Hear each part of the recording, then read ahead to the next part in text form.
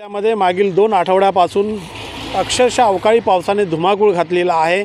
अनेक नदी नाले आता तुडुंब भरून वाहू लागलेले आहेत, परंतु कुठेही पूर परिस्थिती अशी निर्माण झालेली नाही आहे। आणि त्यामुळे मागील 15 दिवसापासून जो पाऊस पडायला सुरुवात झालेली आहे, त्यानंतर आता हवामान विभागाकडून नैऋत्य दिशेने येणारा जो मोसमी पाऊस आहे याला देखील सुरुवात होईल असं देखील म्हटलं जातं आहे। नमस्कार, मी गोकुळ कांबळे, मुंबई तकमध्ये आपलं स्वागत आहे।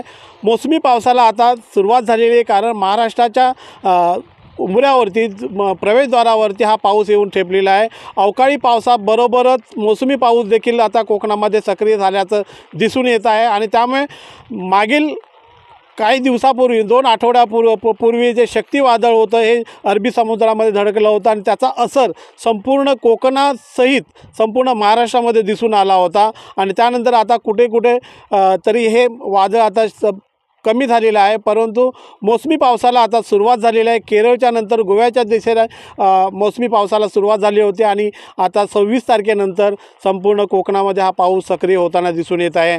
काही ठिकाणी प्रचंड पाऊस पडत आहे, तर काही ठिकाणी रिमझिम असा पाऊस पडत आहे।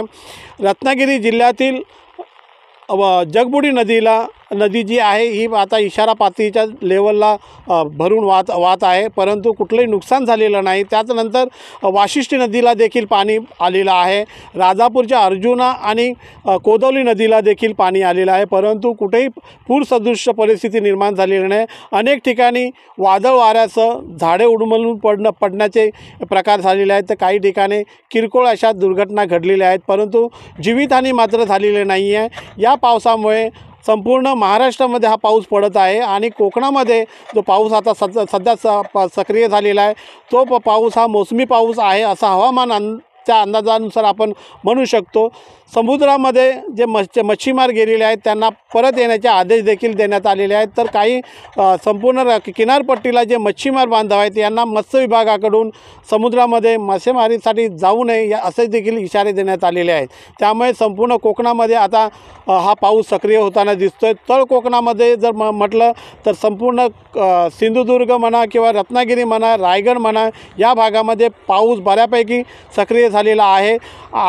काल मध्यरात्रीपासून पावसाने काही ठिकाणी विश्रांती घेतलेली आहे, काही ठिकाणी ऊन वारा पाऊस आहे, तर काही ठिकाणी मुसळधार पाऊस बरसताना आपण पाहू शकतो। आणि त्यामुळे रत्नागिरी जिल्ह्यातील खास करून चिपळूणमध्ये वाशिष्ठी नदीचं पाणी शहरामध्ये घुसतं आणि त्यानंतर संपूर्ण जनजीवन विस्कळीत होतं आणि त्यामुळे त्या ठिकाणी NDRFची तुकडी तैनात करण्यात आलेली आहे। त्यानुसार जिथे जिथे महामार्गाचं जे काम चालू आहे त्या ठिकाणी चिखलाचं साम्राज्य आहे।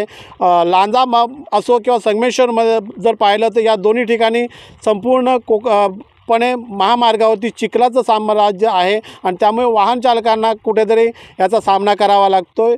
लांजामध्ये याच महामार्गाचं काम सुरू असताना हा पाऊस कोसळल्यामुळे संपूर्ण पाणी जे आहे घराघरामध्ये घुसल्याचं देखील आपण पाहिलेलं आहे। आणि त्यानंतर कुठेतरी पावसाच्या म्हणजे पावसाच्या अगोदर जी कामे करायची आहेत ती शेतकऱ्यांना कामे करता आली नाही, त्यामुळे देखील शेतकऱ्यांचं काही प्रमाणात नुकसान झालेलं आपण पाहू शकतो। मुंबई तकसाठी गोकुळ कांबळे, रत्नागिरी, जैतापूर।